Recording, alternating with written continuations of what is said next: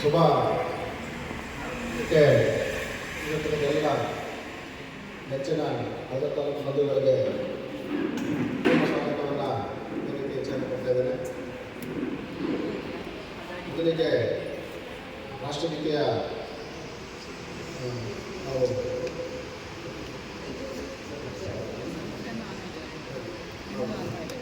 ಮೊದಲಿಗೆ ನಾಡಗೀತೆಯನ್ನು ನಾವು ಅದರ ಮುಖಾಂತರ ಕಾರ್ಯಕ್ರಮವನ್ನು ನಿರ್ವಹಿಸುತ್ತಿದ್ದೇವೆ.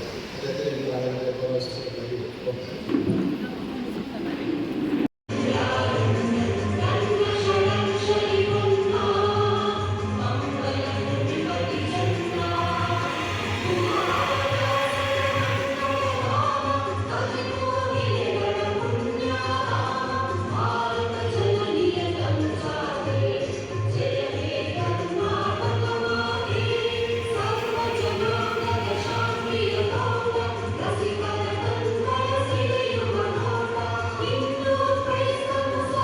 ಸರ್ವ ಪ್ರಬುದ್ಧ ಭಾರತೀಯರು ಕೂಡ ಸುಭಿಕ್ಷೆಯಿಂದ, ರಕ್ಷಣೆಯಿಂದ, ಶಾಂತಿ ಸೌಹಾರ್ದತೆಯಿಂದ ನಾವು ಬದುಕನ್ನು ಕಟ್ಕೊಂಡು ಬಾಳ್ವೆಯನ್ನು ಮಾಡ್ತಾ ಇದ್ದೇವೆ.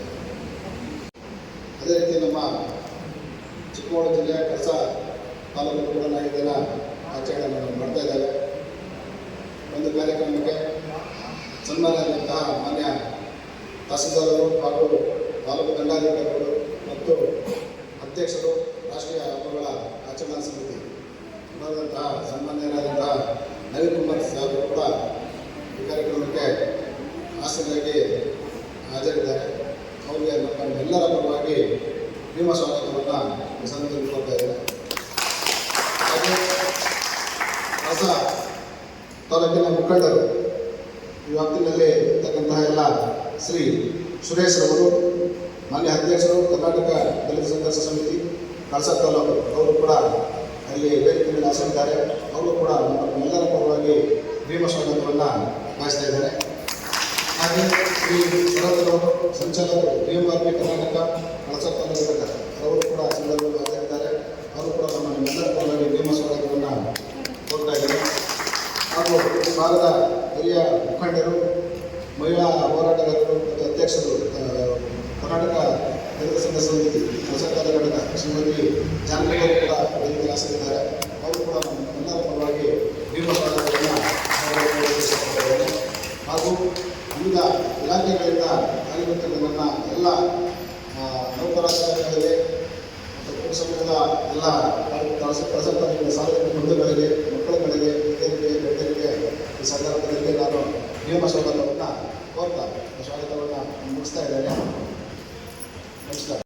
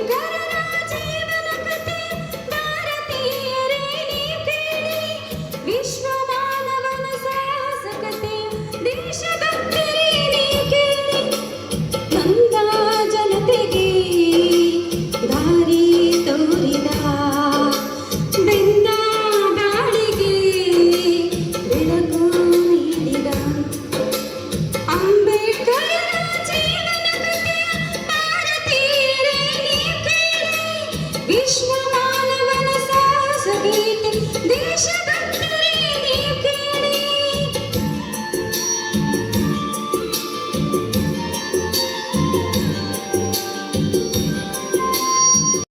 ಮಹೋ ಎಂಬುವ ಅಂಬೇಡ್ಕರ ಜನ್ಮಸ್ಥಳ ಏಪ್ರಿಲ್ 14ನೆಯ ದಿನ ಬಾಹ್ಯ ಸಭೆಯ ಜನ್ಮದಿನ.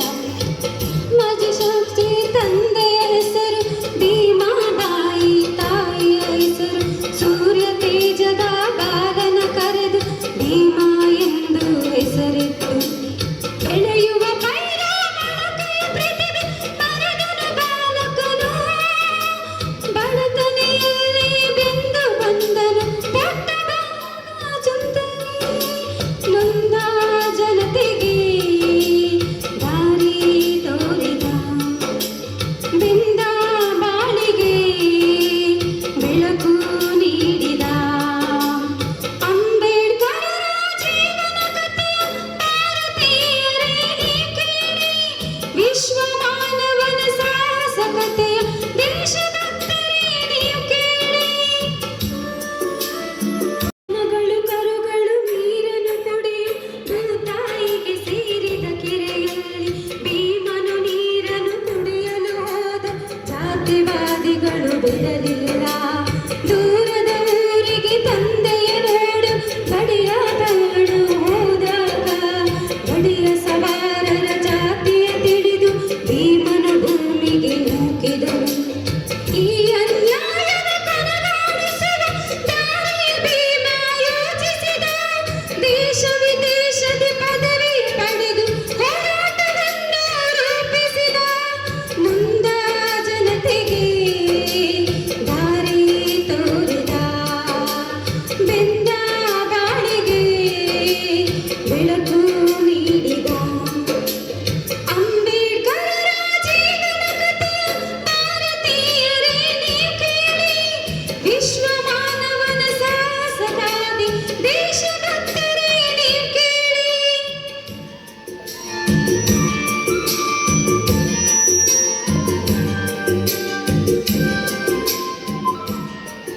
ಸಂವಿಧಾನವ ಬರೆದನು ಭೀಮ ಸ್ವತಂತ್ರ ಭಾರತ ಹೂಗರಳರಳಿ. ಸಶಕ್ತ ತೊಡೆದನು ಭೀಮ ಮತಂತ ನಡುಗಡಿ ಜಾತಿನ ಸಹದಾರಿ ಎಂದು ಬೌದ್ಧ ಧರ್ಮ ಸೇರಿದನು. ನವ ಸಮಾಜವ ಕನಸು ಜನರನ್ನು ತಲ್ಲಿಸುವ ಸೃಷ್ಟಿಯಲ್ಲಿ ನಿಂತಿದ್ದನ. 56ನೇ ಡಿಸೆಂಬರಲ್ಲಿ ಬೆಳಕು ತಾರಿತು ಭೂಮಿಯಲ್ಲಿ. ದಲಿತ ಜನತೆಯ ತಬ್ಬಲಿಯಾಯಿ ಬಾಬಾ ಬಂದ. ನೊಂದ ಜನತೆಗೆ ದಾರಿ ತೋರಿದ ಬೆಂದ ಬಾಳಿಗೆ ಬೆಳಕು ನೀಡಿದ ಅಂಬೇಡ್ಕರರ ಜೀವನ ಕಥೆಯ ಭಾರತೀಯರೇ ನೀವು ಕೇಳಿ. ವಿಶ್ವ ಮಾನವನ ಸಾಹಸಗಾಥ ದೇಶಭಕ್ತರೇ ನೀವು ಕೇಳಿ. ಅಂಬೇಡ್ಕರರ ಜೀವನ ಕಥೆಯ ಭಾರತೀಯರೇ ನೀವು ಕೇಳಿ. ವಿಶ್ವ ಮಾನವನ ಸಾಹಸಗಾಥ ದೇಶಭಕ್ತರೇ ನೀವು ಕೇಳಿ.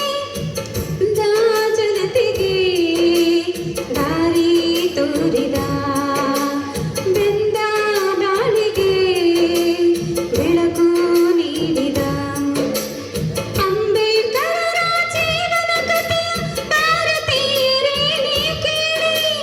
ವಿಶ್ವ ಮಾನವನ ಸಾಹಸಗಾದಿ ದೇಶಭಕ್ತರೇ ನೀವು ಕೇಳಿ. ವಿಶ್ವ ಮಾನವನ ಸಾಹಸಗಾದಿ ದೇಶಭಕ್ತರೇ ನೀವು ಕೇಳಿ. ವಿಶ್ವ ಮಾನವನ ಸಾಹಸಗಾದಿ ದೇಶಭಕ್ತರೇ ನೀವು ಕೇಳಿ. ಸಂವಿಧಾನಕ್ಕೆ ನೀನು ಶಿಲ್ಪಿಯು, ನಿನ್ನೆ ಕಲಿಸಿಕೊಟ್ಟೆ ಸಮಾನತೆಯನ್ನು. ರಾಷ್ಟ್ರ ಸಂವಿಧಾನಕ್ಕೆ ನೀನು ಶಿಲ್ಪಿಯು, ನೀನೆ ಕಲಿಸಿಕೊಟ್ಟೆ ಸಮಾನತೆಯನ್ನು. ನಿನ್ನ ಲೇಖನಿಯ ಬರಹ ದೇಶ ಗರ್ಜನೆ, ಒಂದು ಮಾತು ಕೂಡ ಭೀಮ ಗರ್ಜನೆ.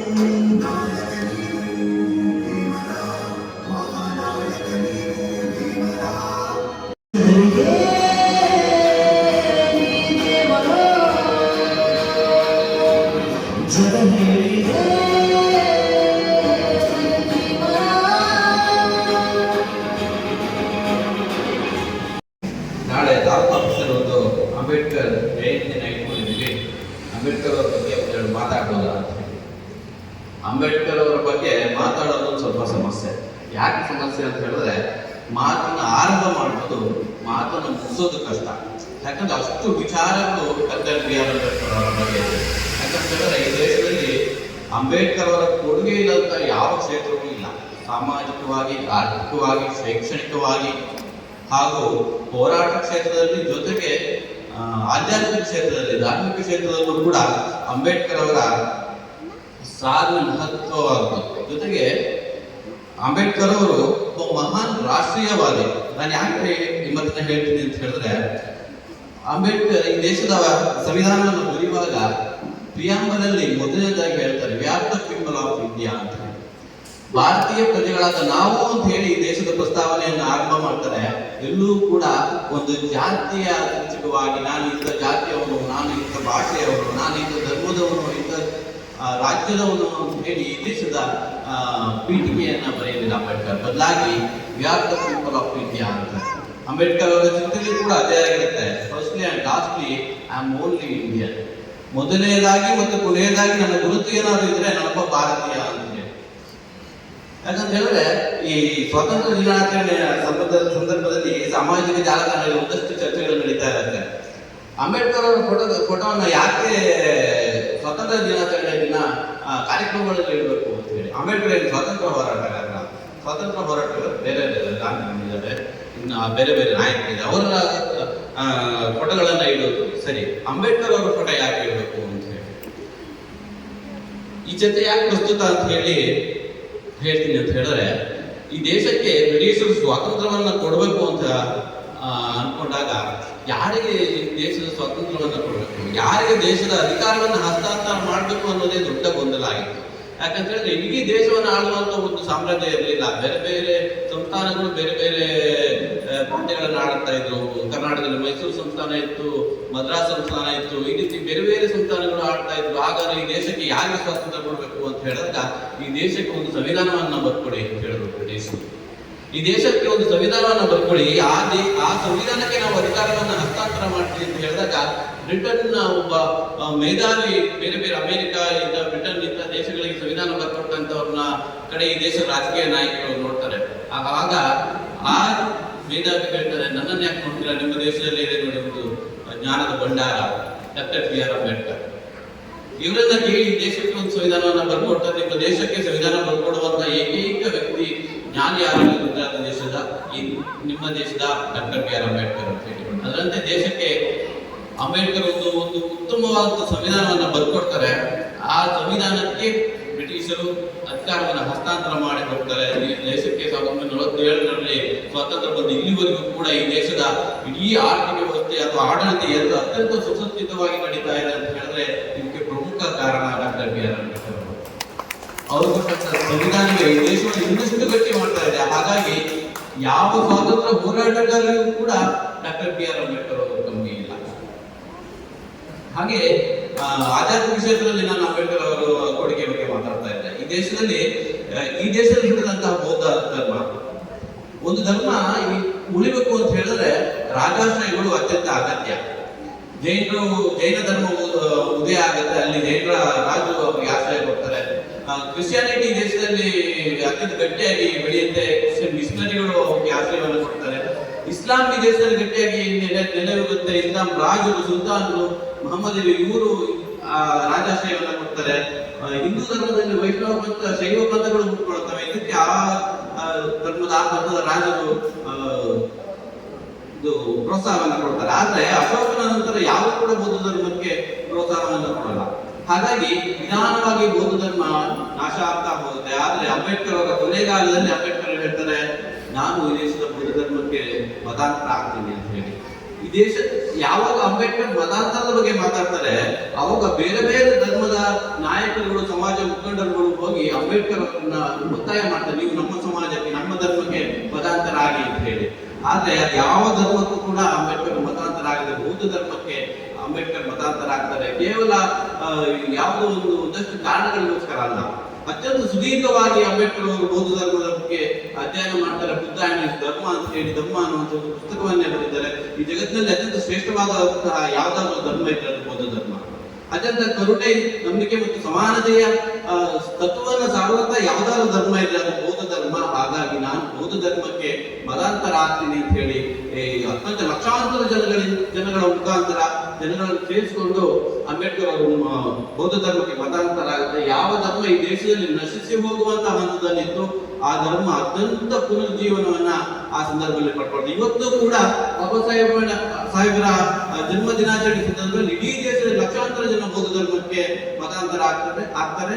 ಇವತ್ತು ಕೂಡ ಅತ್ಯಂತ ಗಟ್ಟಿಯಾಗಿ ಬೌದ್ಧ ಧರ್ಮ ಈ ದೇಶದಲ್ಲಿ ನೆಲೆನಿಲ್ಲಿದೆ. ಹಾಗಾಗಿ ಧಾರ್ಮಿಕ ಕ್ಷೇತ್ರದಲ್ಲೂ ಕೂಡ ಅಂಬೇಡ್ಕರ್ ಅವರ ಕೊಡುಗೆ ಅಪಾರ. ಇನ್ನು ಹೋರಾಟ, ಸಾಮಾಜಿಕ ಕ್ಷೇತ್ರದಲ್ಲಿ ಎಷ್ಟೋ ಒಂದು ವಿಚಾರಗಳ ಬಗ್ಗೆ ನಾವು ಅಂಬೇಡ್ಕರ್ ದಿನಗಟ್ಟಲೆ ಮಾತಾಡ್ಬೋದು. ಮಹಿಳೆಯರ ಬಗ್ಗೆ ಸಾಕಷ್ಟು ಹೋರಾಟಗಳನ್ನ ಮಾಡ್ತಾರೆ. ಯಾವ ದೇಶದಲ್ಲಿ ನಾವು ಅತ್ಯುನ್ನತ ನಾಗರಿಕ ಸಮಾಜವನ್ನು ಹೊಂದಿದ್ದೇವೆ ಅಂತ ಹೇಳ್ಕೊಳ್ಳುವಂತಹ ಪಾಶ್ಚಿಮಾತ್ಯ ಅಮೆರಿಕದಲ್ಲೂ ಕೂಡ ಅವರು ಸಂವಿಧಾನವನ್ನು ಪಡ್ಕೊಂಡಾಗ ಆ ದೇಶದಲ್ಲಿ ಮಹಿಳೆಯರಿಗೆ ಚುನಾವಣೆಯಲ್ಲಿ ಮತದಾನ ಮಾಡುವಂತಹ ಹಕ್ಕು ಇರಲಿಲ್ಲ. ಆದ್ರೆ ಭಾರತದಲ್ಲಿ ಸಂವಿಧಾನವನ್ನು ರಚನೆ ಮಾಡುವಾಗಲೇ ಅಂಬೇಡ್ಕರ್ ಪ್ರತಿಯೊಬ್ಬರಿಗೂ ಕೂಡ ಮತದಾನದ ಹಕ್ಕನ್ನು ಕೊಟ್ಟರು. ಮಹಿಳೆಯರಿಗೆ ಮತದಾನದ ಹಕ್ಕನ್ನು ಕೊಟ್ಟರು. ಮಹಿಳೆಯರಿಗೆ ಮತದಾನ ಮಾಡುವಂತಹ ಹಕ್ಕನ್ನ, ಮತದಾನದಲ್ಲಿ ಭಾಗವಹಿಸುವಂತಹ, ಚುನಾವಣೆಗೆ ಭಾಗವಹಿಸುವಂತಹ ಅವಕಾಶವನ್ನ ಮಾಡಿದ್ರು. ಅಂಬೇಡ್ಕರ್ ಸ್ಪಷ್ಟವಾಗಿ ಹೇಳ್ತಾರೆ, ಇಲ್ಲಿವರೆಗೂ ಕೂಡ ಯಾವುದಾದ್ರೂ ರಾಜ ಹುಟ್ಟಿದ ರಾಣಿಯಿಂದ ಹುಟ್ಟುತ್ತಾ ಇದೆ, ಆದ್ರೆ ಇನ್ನು ಮುಂದೆ ದೇಶದಲ್ಲಿ ರಾಜರು ಹುಟ್ಟಿದ್ರೆ ನನ್ನ ಜನರಿಂದ ಹುಟ್ಟುತ್ತಾನೆ ಅಂತ ಹೇಳಿ. ಈ ದೇಶವನ್ನು ಆಳುವಂತ ರಾಜರು ಯಾರಾದ್ರೂ ಹುಟ್ಟಿದ್ರೆ ಈ ದೇಶದ ಜನ ಮಾಡುವಂತ ಮತದಾನ ಮೂಲಕ ಹುಟ್ಟಬೇಕು ಅಂತ ಹೇಳಿ ಪ್ರತಿಯೊಬ್ಬರಿಗೂ ಕೂಡ ನಾನು ಮತದಾನ ಹಕ್ಕನ್ನು ಕೊಡ್ತೀನಿ ಅಂತ ಹೇಳ್ತಾರೆ. ಹಾಗಾಗಿ ಮತದಾನಕ್ಕಾಗಿ ಮತ್ತೊಂದು ಕ್ರಾಂತಿ ಆಗುವಂತ ಅವಶ್ಯಕತೆ ಈ ದೇಶಕ್ಕೆ ಬರಲಿಲ್ಲ. ಇನ್ನು ಹೋರಾಟ ಕ್ಷೇತ್ರದಲ್ಲಿ ಈ ನೋಡೋದಾದ್ರೆ ಅಂಬೇಡ್ಕರ್ ಅವರ ಒಂದು ಗಟ್ಟಿತನ ಅನ್ನೋದು ಇದೆಯಲ್ಲ, ಒಬ್ಬ ನಿಸ್ವಾರ್ಥ ನಾಯಕ ಅಂತ ಎಷ್ಟು ಹೊಗಳಿದ್ರು ಕೂಡ ನೀವು ಅಂಬೇಡ್ಕರ್ ಸಾಲೋದಿಲ್ಲ.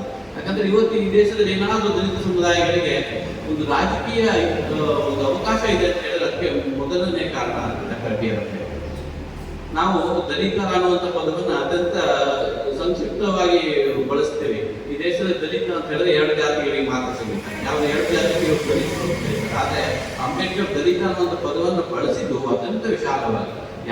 ದಲಿತ ಅಂತ ಹೇಳಿದ್ರೆ ಚೂರಾದವರು ಅಥವಾ ತಮ್ಮ ಅಸ್ತಿತ್ವವನ್ನು ಕಳ್ಕೊಂಡವರಿಗೆ ಅಂಬೇಡ್ಕರ್ ಅವರು ದಲಿತ ಅನ್ನುವಂಥ ಪದವನ್ನು ಬಳಸಿದ್ರು. ಈ ದಲಿತ ಪದದ ಅಡಿಯಲ್ಲಿ ಈ ದೇಶದ ಅಸ್ಪೃಶ್ಯರು ಬರ್ತಾರೆ, ಹಿಂದುಳಿದ ವರ್ಗದವರು ಬರ್ತಾರೆ, ಮುಖ್ಯವಾಗಿ ಮಹಿಳೆಯರು ಬರ್ತಾರೆ, ಕಾರ್ಮಿಕರು ಬರ್ತಾರೆ.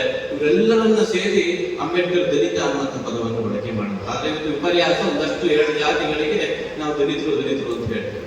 ಆದ್ರೆ ಈ ದೊಡ್ಡ ದಲಿತ ವರ್ಗಕ್ಕೆ ಅಂಬೇಡ್ಕರ್ ಅವರು ರಾಜಕೀಯ ಅಧಿಕಾರವನ್ನು ಕೊಟ್ಟರು. ಇವತ್ತು ರಿಸರ್ವ್ ಕಾನ್ಸ್ಟಿಟ್ಯೂನ್ಸಿ ಅನ್ನುವಂಥದ್ದಿದೆ ನಮ್ಮಲ್ಲಿ, ಮೀಸಲು ಕ್ಷೇತ್ರ ಅಂತ ಹೇಳಿ. ಈ ಮೀಸಲು ಕ್ಷೇತ್ರದಲ್ಲಿ ಗೆದ್ದಂಥವರು ನಾವು ನಮ್ಮ ಸ್ವಂತ ಬಲದಿಂದ, ನಮ್ಮ ಅರ್ಹತೆಯಿಂದ ಗೆದ್ದಿದ್ದೀವಿ ಅನ್ನುವಂಥ ಮನೋಭಾವನೆ ಇರ್ತಾರೆ. ಆದರೆ ಅದ್ರ ಹಿಂದೆ ಬಹಳ ದೊಡ್ಡದಾದಂಥ ಹೋರಾಟ ಇದೆ. ಸ್ನೇಹಿತರೆ, ದುಂಡುಬೈಲು ಪರಿಷತ್ನಲ್ಲಿ ಈ ದೇಶದ ದಲಿತ ವರ್ಗಕ್ಕೆ ರಾಜಕೀಯ ಅಧಿಕಾರವನ್ನು ಕೊಡಬೇಕು ಅಂತ ಹೇಳಿ ಅಂಬೇಡ್ಕರ್ ಪ್ರತಿಪಾದನೆ ಮಾಡ್ತಾರೆ. ಹಾಗಾಗಿ ದಲಿತ ವರ್ಗಕ್ಕೆ 2 ಮತಾಧಿಕಾರದ ಹಕ್ಕಿ ಕೊಡಬೇಕು ಮತ್ತು ಪ್ರತ್ಯೇಕ ಮತಕ್ಷೇತ್ರವನ್ನು ಕೊಡಬೇಕು ಅನ್ನುವಂಥ ಬೇಡಿಕೆಯನ್ನು ಹೇಳ್ತಾರೆ. ಆದ್ರೆ ಇದನ್ನ ಗಾಂಧೀಜಿಯವರು ಅತ್ಯಂತ ಕಳಕಳಿತವಾಗಿ ಏನ್ ಮಾಡ್ತಾರೆ ಅಂತ ಹೇಳಿದ್ರೆ ಒಪ್ಪೋದಿಲ್ಲ. ಗಾಂಧೀಜಿಯವರು ಇಲ್ಲ, ಈ ರೀತಿ ಮಾಡಲು ಸಮಾಜವನ್ನು ವಿಭಾಗ ಮಾಡ್ತಾರೆ, ಹಾಗಾಗಿ 2 ಮತಾಧಿಕಾರ ಅಥವಾ 2 ಮತಕ್ಷೇತ್ರವನ್ನ ಅಥವಾ ಪ್ರತ್ಯೇಕ ಮತಕ್ಷೇತ್ರವನ್ನು ಕೊಡುವುದಕ್ಕೆ ನಾನು ಒಪ್ಪೋದಿಲ್ಲ ಅಂತೇಳಿ. ಆದ್ರೆ ಅಂಬೇಡ್ಕರ್ ಪಟ್ಟು ಬಿಡೋದಿಲ್ಲ. ನನ್ನ ಜನ ಕೋಟ್ಯಾಂತರ ವರ್ಷಗಳಿಂದ ಈ ರಾಜಕೀಯ ಏನು ಅಧಿಕಾರದಿಂದ ವಂಚಿತರಾಗಿದ್ದಾರೆ, ನಾನು ಅವರಿಗೆ ಈ ಅಧಿಕಾರವನ್ನ, ಈ ಅವಕಾಶವನ್ನ ಕಲ್ಪಿಸಿ ಕೊಡ್ತೀನಿ ಅಂತ ಹೇಳಿ ಅವಾಗ ಗಾಂಧೀಜಿಯವರು ಉಪವಾಸ ಸತ್ಯಾಗ್ರಹ ಮಾಡ್ತಾರೆ. ಉಪವಾಸ ಸತ್ಯಾಗ್ರಹ ಎಲ್ಲಿವರೆಗೆ ಮಾಡ್ತಾರೆ ಅಂತ ಹೇಳಿದ್ರೆ ಗಾಂಧೀಜಿಯವರು ಒಂದು ನಂತರಕ್ಕೆ ತಮ್ಮ ಜೀವನ್ನೇ ಬಿಡ್ತಾರೆ ಅನ್ನುವಂತಹ ಲೆವೆಲ್ಗೆ ಉಪವಾಸ ಸತ್ಯಾಗ್ರಹವನ್ನು ಮಾಡ್ತಾರೆ.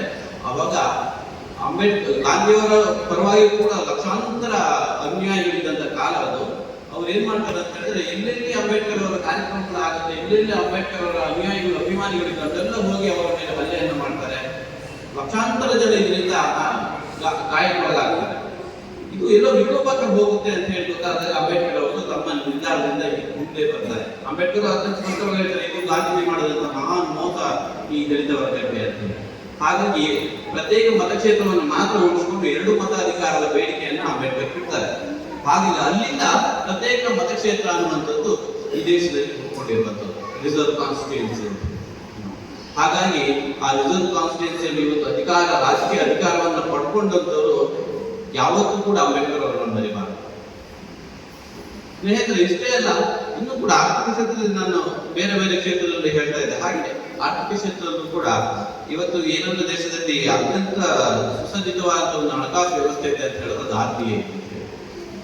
ದ ಪ್ರಾಬ್ಲಮ್ಸ್ ಆಫ್ ರುಪೀಸ್ ಅನ್ನುವಂಥ ಅಂಬೇಡ್ಕರ್ ಅವರ ಪುಸ್ತಕದಿಂದ RBI ರಚನೆಯಾಗಿದೆ. ಹಾಗಾಗಿ ಈ ದೇಶದ ಆರ್ಥಿಕ ವ್ಯವಸ್ಥೆಗೆ, ಹಣಕಾಸು ವ್ಯವಸ್ಥೆಗೆ ಅತ್ಯಂತ ಕೊಡುಗೆ ಅಂತ ಹೇಳಿದ್ರೆ ಅದು ಅಂಬೇಡ್ಕರ್ ಕೊಟ್ಟಂತ ಕೊಡುಗೆ. ಹೀಗೆ ಮಾತಾಡ್ತಾ ಹೋದ್ರೆ ದಿನಗಟ್ಟಲೆ ಅಂಬೇಡ್ಕರ್ ಅವರ ಬಗ್ಗೆ ಮಾತಾಡ್ತಾ ಹೋಗ್ಬೋದು. ಅತ್ಯಂತ ಸುಂದರವಾದಂತ ಒಂದು ಕಾರ್ಯಕ್ರಮವನ್ನ ನೀವು ಇಲ್ಲಿನ ಹಮ್ಮಿಕೊಂಡಿದ್ದೀರಿ. ತಾಲೂಕು ಆಡಳಿತ ಹಾಗೂ ಬೇರೆ ಬೇರೆ ಸಂಘಟನೆಗಳ ವತಿಯಿಂದ ಅತ್ಯಂತ ಇನ್ನೂ ಮುಂದಿನ ವರ್ಷಗಳಲ್ಲಿ ಇನ್ನೂ ಕೂಡ ಅತ್ಯಂತ ಉತ್ತಮವಾಗಿ ಅಂಬೇಡ್ಕರ್ ಕಾರ್ಯಕ್ರಮಗಳು ನಡೀಲಿ.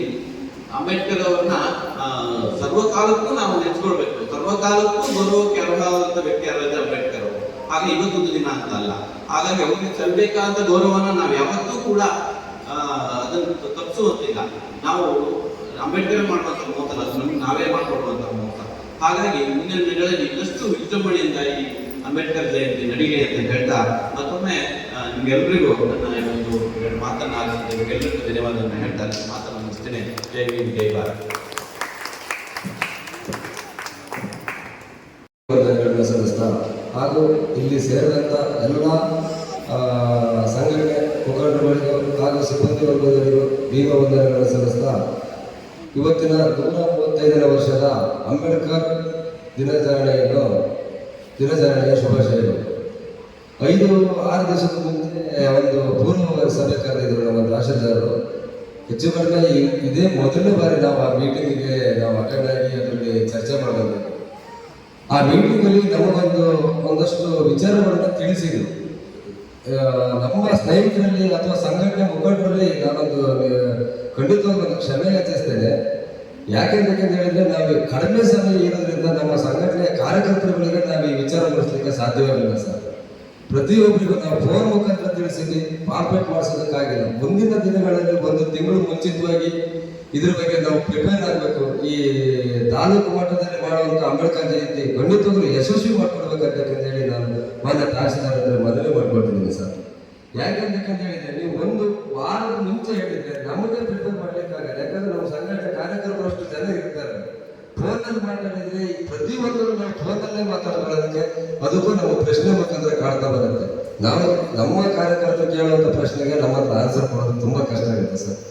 ಅದರಿಂದಾಗಿ ಇನ್ನೊಂದು ನಮ್ಮ ದಲಿತ ಸಮುದಾಯದಿಂದ ಯಾರು ಒಂದು 3 ಜನನ ನಮಗೆ ಆಯ್ಕೆ ಮಾಡ್ಕೊಳ್ಳಿ ಅಂತ ಹೇಳಿ ತುಂಬಾ ದೊಡ್ಡ ಮನಸ್ಸಿಂದ ಅವ್ರು ಹೇಳಿದಾಗ ನಾವು ಇದನ್ನ ಒಂದು 4-5 ಜನ ಬಂದು ಚರ್ಚೆ ಮಾಡಿ ಒಂದು ನಮ್ಮ ತಲುಗಳಿಂದ ಹಿರಿಯ ಮುಖಂಡರು ಇವತ್ತು ಬಳಸದಲ್ಲಿ ಒಂದು ಕರ್ನಾಟಕ ದಲಿತ ಸಂಘ ಸಮಿತಿ ಅಂತ ಹೇಳಿ ಹೆಸರು ಮಾಡಿದೆ ಅಂತ ಹೇಳಿದ್ರೆ, ಅಥವಾ ಒಂದು ದಲಿತ ಸಂಘ ಸಮಿತಿ ಜೀವಂತವಾಗಿದೆ ಅಂತ ಹೇಳಿದ್ರೆ ನಮ್ಮ ಹಿರಿಯ ಮುಖಂಡರಾದ ರಂಗಣ್ಣನೇ ಇದಕ್ಕೆ ಮುಖ್ಯವಾದ ಕಾರಣ ಅಂತ ಹೇಳೋದಕ್ಕೆ ತುಂಬಾ ಇಷ್ಟಪಡ್ತೀನಿ ಸರ್.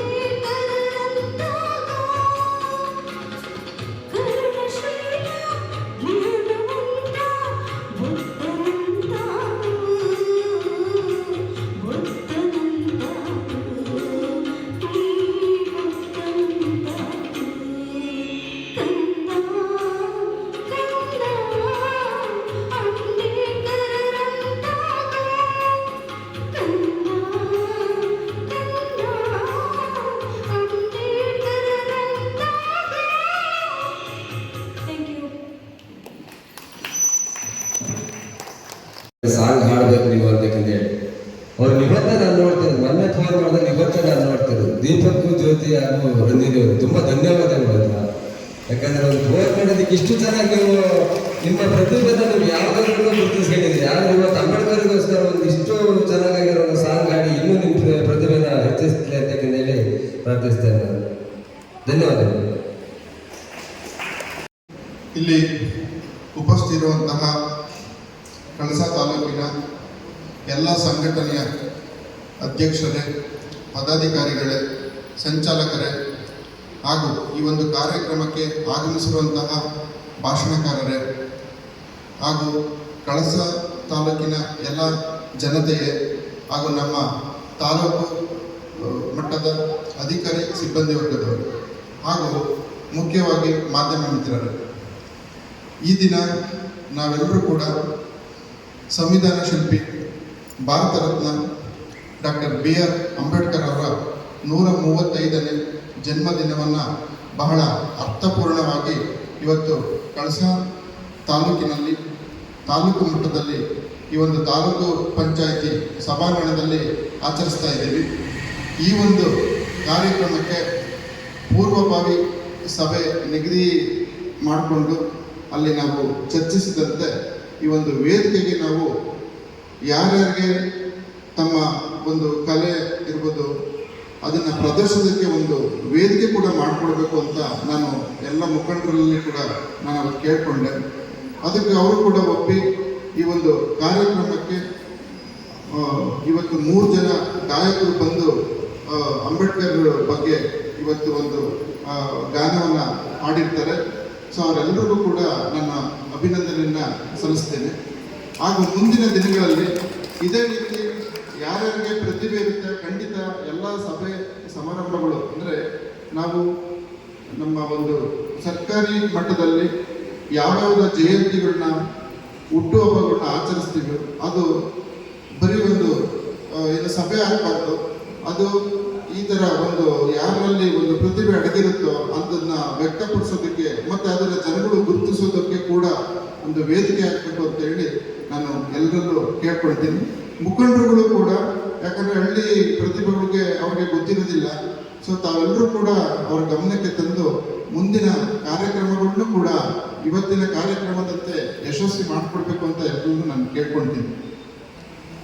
ಡಾಕ್ಟರ್ BR ಅಂಬೇಡ್ಕರ್ ಅವರು ಈ ದೇಶದ ಶಕ್ತಿ, ಆಸ್ತಿ ಅಂತ ನಾನು ಹೇಳ್ತೀನಿ. ಯಾಕಂದ್ರೆ ಇವತ್ತು ನಾವೆಲ್ಲರೂ ಕೂಡ ಇಲ್ಲಿ ಸರಿಸಮಾನವಾಗಿ ಕೂತ್ಕೊಂಡು ಒಂದು ವೇದಿಕೆನ ಹಂಚ್ಕೊಂಡಿದ್ದೀವಿ ಅಂದರೆ ಅದಕ್ಕೆ ಡಾಕ್ಟರ್ BR ಅಂಬೇಡ್ಕರ್ ಅವರೇ ಕಾರಣ. ತಮ್ಮೆಲ್ಲರಿಗೂ ಗೊತ್ತಿದೆ, ಸ್ವಾತಂತ್ರ್ಯ ಬರೋದಕ್ಕಿಂತ ಮುಂಚೆ ನಮ್ಮ ದೇಶ ಪ್ರಾಂತ್ಯಗಳಾಗಿ ವಿಂಗಡಣೆಯಾಗಿ ಅಲ್ಲಲ್ಲೇ ರಾಜರು ಮಹಾರಾಜರುಗಳು ಆಳ್ವಿಕೆಯನ್ನು ಮಾಡ್ತಾ ಇದ್ರು. ಒಬ್ಬ ರಾಜ ತೀರೋದ್ರೆ ಅವನ ಮಗ ನೆಕ್ಸ್ಟ್ ಇದೇ ಥರ ಕಂಟಿನ್ಯೂ ಆಗ್ತಾ ಇತ್ತು. ಅಂದರೆ ಈ ಒಂದು ವ್ಯವಸ್ಥೆ ಇತ್ತು. ಆ ವ್ಯವಸ್ಥೆಯನ್ನೆಲ್ಲ ಮುರಿದು ರಾಜರು ಹೇಗಿರ್ಬೇಕು ಅಂತ ಹೇಳಿದ್ರೆ ಪ್ರಜೆಗಳು ಆಯ್ಕೆ ಮಾಡೋ ಥರ ಇರಬೇಕು, ಈ ದೇಶನ ಆಳೋರು ಅನ್ನೋ ಒಂದು ಕಲ್ಪನೆಯನ್ನು ಇಟ್ಕೊಂಡು ಅವರು ಈ ಒಂದು ಸಂವಿಧಾನವನ್ನು ಬರೆದು ಇವತ್ತು ಸಮಾನತೆ ಅಂದರೆ ಯಾರೂ ಕೂಡ ಮೇಲಿಲ್ಲ, ಯಾರೂ ಕೂಡ ಕೀಳಿಲ್ಲ ಅನ್ನೋ ಒಂದು ಸಂದೇಶವನ್ನು ಕೊಟ್ಟು ಈ ನಮ್ಮ ಸಂವಿಧಾನವನ್ನು ಬರೀತಾರೆ. ಸೊ ಸಂವಿಧಾನ ಇವತ್ತು ಈ ಪ್ರಪಂಚದಲ್ಲಿ ಇರುವಂತಹ ಎಲ್ಲ ಮುಖ್ಯ ಅಂಶಗಳನ್ನ ಗಣನೆಗೆ ತೆಗೆದುಕೊಂಡು ಬರೆದಂತಹ ಸಂವಿಧಾನ. ಸೊ ಈ ಕರಡು ಸಮಿತಿಯ ಅಧ್ಯಕ್ಷರಾಗಿ ಡಾಕ್ಟರ್ BR ಅಂಬೇಡ್ಕರ್ ಅವರು ಇರ್ತಾರೆ. ಹಾಗೂ ಕೂಡ ಈ ಪ್ರಪಂಚದಲ್ಲೇ ಈ ಒಂದು ನಮ್ಮ ಭಾರತದ ಸಂವಿಧಾನವನ್ನ ಎಲ್ಲರೂ ಕೂಡ ಮಾಡಿ ಹೊಗಳ್ತಾರೆ. ಯಾಕಂದ್ರೆ ಎಲ್ಲ ಅಂಶಗಳು ಇದರಲ್ಲಿ ಏನು ಕವರ್ ಆಗಿರುವಂತಹ ಸಂವಿಧಾನ. ಇದ್ರ ಜೊತೆಗೆ ಡಾಕ್ಟರ್ BR ಅಂಬೇಡ್ಕರ್ ಅವರು ನಮ್ಮ ದೇಶವನ್ನ ಬದಲಾಯಿಸೋದು ಅಂದರೆ ಅಸ್ಪೃಶ್ಯತೆ, ಅಸಮಾನತೆ, ಈ ಥರ ಏನು ಸಮಸ್ಯೆಗಳಿದವು ಇದೆಲ್ಲ ಒಂದು ದೂರ ಮಾಡಬೇಕು ಅನ್ನೋದ್ರಿಂದ ಬಹಳಷ್ಟು ಕ್ರಾಂತಿಕಾರಿಕ ಬೆಳವಣಿಗೆಗಳನ್ನ ತಗೊಂಡ್ಬರ್ತಾರೆ. ಅವರು ಒಂದು ಮಾತು ಹೇಳ್ತಾರೆ, ಶಿಕ್ಷಣ ಅನ್ನೋದು ಮನುಷ್ಯನಿಗೆ ಶಕ್ತಿಯನ್ನು ಕೊಡುತ್ತೆ, ಅಂದರೆ ಮಾತಾಡೋದಕ್ಕೆ ಒಂದು ಧೈರ್ಯ ಕೊಡುತ್ತೆ. ಸಮಾಜದಲ್ಲಿರೋ ಆಗು ಹುಕ್ಕುಗಳು ಏನು ಒಂದು ಮೂಢನಂಬಿಕೆ ಮತ್ತೆ ಮೇಲ್ವರ್ಗ ಕೆಳವರ್ಗನ ಕೀಳನ್ನು ದೂರ ಮಾಡೋದಕ್ಕೆ ಶಕ್ತಿ ಕೊಡುತ್ತೆ ಅಂತ ಹೇಳ್ತಾರೆ. ಅಂದರೆ ಶಿಕ್ಷಣವೇ ಶಕ್ತಿ ಅಂತ ಹೇಳಿ ಹೇಳ್ತಾರೆ. ಅಂಬೇಡ್ಕರ್ ಅವರು ಇನ್ನೊಂದು ಮಾತು ಹೇಳ್ತಾರೆ, ಶಿಕ್ಷಣ ಅನ್ನೋದು ಹುಲಿಯ ಹಾಲಿದ್ದಂಗೆ. ಆ ಹಾಲನ್ನ ಯಾರು ಕುಡಿತಾರೆ ಅಂದ್ರೆ ಶಿಕ್ಷಣವನ್ನ ಯಾರು ಪಡಿತಾರೆ ಅಂಥವ್ರು ಗರ್ಜಿಸ್ತಾರೆ. ಅಂದ್ರೆ ಈ ಒಂದು ಅಸಮಾನತೆ ವಿರುದ್ಧ ಹೋರಾಡ್ತಾರೆ ಅಂತ ಮನುಷ್ಯರು. ಹಾಗಾಗಿ ಶಿಕ್ಷಣ ಅನ್ನೋದು ಮೂಲಭೂತವಾಗಿ ಎಲ್ಲರಿಗೂ ಬೇಕಾಗಿರುವಂಥದ್ದು, ಅದನ್ನು ಎಲ್ಲರೂ ಪಡ್ಕೊಬೇಕು ಅಂತ ಹೇಳಿ ಅವರು ಪ್ರತಿಪಾದಿಸ್ತಾರೆ. ಅಂಬೇಡ್ಕರ್ ಅವರು ಎಲ್ಲ ಕ್ಷೇತ್ರಗಳನ್ನು ಕೂಡ ನಮ್ಮ ದೇಶ ಮುಂದುವರಿಬೇಕು ಅಂತ ಹೇಳ್ಬಿಟ್ಟು ಯೋಚನೆ ಮಾಡುವಂತಹ ಮಹಾನ್ ವ್ಯಕ್ತಿ ಅವರು. ಪುರುಷ ಮತ್ತೆ ಸ್ತ್ರೀಯರು ಇಬ್ಬರು ಕೂಡ ಸಮಾನವಾಗಿ ಕೆಲಸ ಮಾಡಬೇಕು, ಇಬ್ಬರಲ್ಲೂ ಸಮಾನತೆ ಬರಬೇಕು ಅಂತ ಹೇಳಿ ಒಂದು ಆಲೋಚನೆಯನ್ನ ಕಂಡಂಥವ್ರು ಅವರು. ಅದೇ ರೀತಿ ನಮ್ಮ ಭಾರತಕ್ಕೆ ಏನು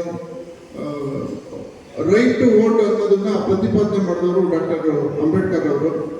ಅದೇ ರೀತಿ ಮೊದಲು ಬ್ರಿಟಿಷರು ಇದ್ದಂತಹ ಕಾಲದಲ್ಲಿ ಪ್ರತಿದಿನ ನಮ್ಮ ಭಾರತದಲ್ಲಿ ಕೂಲಿ ಕಾರ್ಮಿಕರನ್ನ ಬಹಳ ಕೆಟ್ಟದಾಗಿ ನಡೆಸ್ಕೊಳ್ತಾ ಇರ್ತಾರೆ. ಪ್ರತಿದಿನ 14 ಗಂಟೆಗಳ ಕಾಲ ಕೆಲಸವನ್ನ ಮಾಡಿಸ್ಕೊಳ್ತಾ ಇರ್ತಾರೆ. ಈ ಒಂದು ಏನು 10 ಗಂಟೆ ಕೆಲಸ ಮಾಡೋದನ್ನ ಅವರು ನಿರ್ಮೂಲನೆ ಮಾಡಿಸಿ ಲೇಬರ್ ಲಾಸ್ ತಗೊಂಡು ಬಂದವರು ಬರೀ 8 ಗಂಟೆಗಳು ಮಾತ್ರ ಮಾಡೋದಕ್ಕೆ ಬಿಡಬೇಕು ಯಾವುದೇ ಒಬ್ಬ ಕಾರ್ಮಿಕರನ್ನ. ಅದಕ್ಕಿಂತ ಜಾಸ್ತಿ ಅವರು ಕೆಲಸ ಮಾಡಬಾರ್ದು ಅನ್ನೋ ಒಂದು ಕಾನೂನನ್ನ ತಗೊಂಡ್ಬರ್ತಾರೆ. ಅಂಬೇಡ್ಕರ್ ಅವರು ಮೇಲು ಮತ್ತು ಕೆಳವರ್ಗದವರ ಒಂದು ಏನು ಈ ಒಂದು ಇದೆ ಇದನ್ನ ತಡೆದಾಕೋದಕ್ಕೆ ಅನೇಕ ಪುಸ್ತಕಗಳನ್ನ ಕೂಡ ಬರೀತಾರೆ. ಅದರಲ್ಲಿ ಪ್ರಬುದ್ಧ ಭಾರತ ಅಂತ ಬರೀತಾರೆ, ಮೂಕ ನಾಯಕ ಅಂತ ಬರೀತಾರೆ, ಸಮತ, ಆಮೇಲೆ ಜನತ, ಹೀಗೆ ಹಲವಾರು ಪುಸ್ತಕಗಳನ್ನ ಬರೀತಾರೆ. ಡಾಕ್ಟರ್ BR ಅಂಬೇಡ್ಕರ್ ಅವರ ಜೀವನ ಚರಿತ್ರೆನೇ ಅದೇ ನಮ್ಮೆಲ್ಲರಿಗೂ ಪಾಠ. ನಾವು ಇವತ್ತು ಅಂಬೇಡ್ಕರ್ ಅವರ ಬಗ್ಗೆ ಮಾತಾಡೋದಕ್ಕಿಂತನೂ ಅವರು ತಮ್ಮ ಜೀವನದಲ್ಲಿ ಏನೇನು ಹಾಕೊಟ್ಟಿದ್ದಾರೆ, ಆ ಒಂದು ಹಾದಿ ಏನಿದೆ ಅದನ್ನೆಲ್ಲರೂ ಕೂಡ ನಾವು ಕೂಡ ನಮ್ಮ ಜೀವನದಲ್ಲಿ ಅಳವಡಿಸ್ಕೊಂಡ್ರೆ ಖಂಡಿತ ಈ ದೇಶವನ್ನ ನಾವು ಉನ್ನತ ಸ್ಥಾನಕ್ಕೆ ತೆಗೆದುಕೊಂಡು ಹೋಗ್ಬೋದು ಅಂತ ನಾನು ಹೇಳ್ತೀನಿ. ಅಂಬೇಡ್ಕರ್ ಅವರು ಒಂದು ಮಾತು ಹೇಳ್ತಾರೆ, ಏನಂದ್ರೆ ಮೊದಲು ನಾನು ಬದಲಾಗಬೇಕು, ನಾನು ಶಿಕ್ಷಣ ತಗೊಬೇಕು.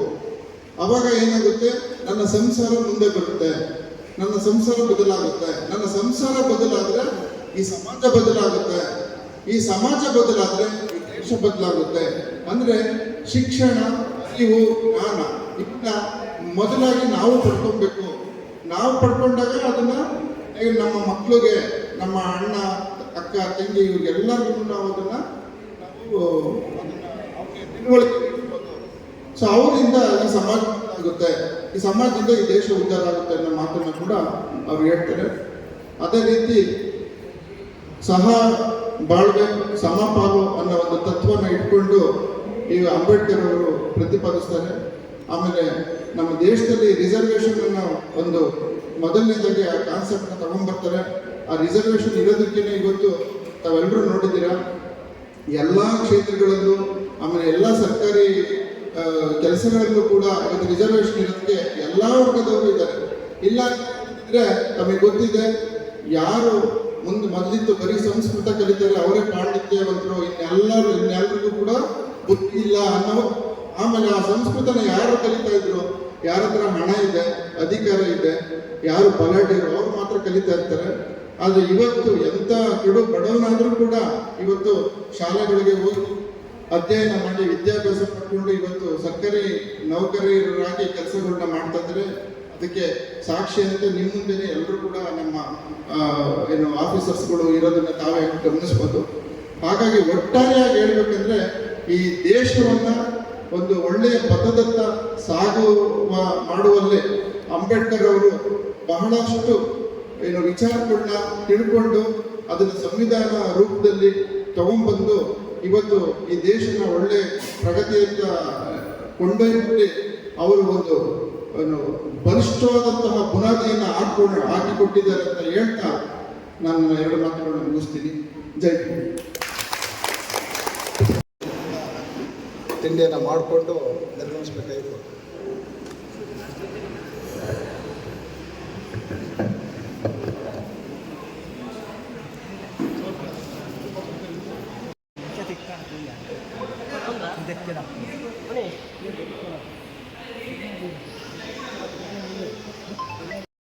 ಜಾಸ್ತಿ ಅಂತ ನನಗೆ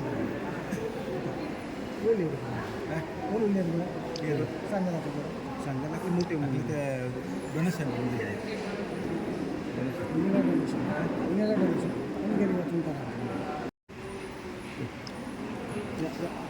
ಯಾವ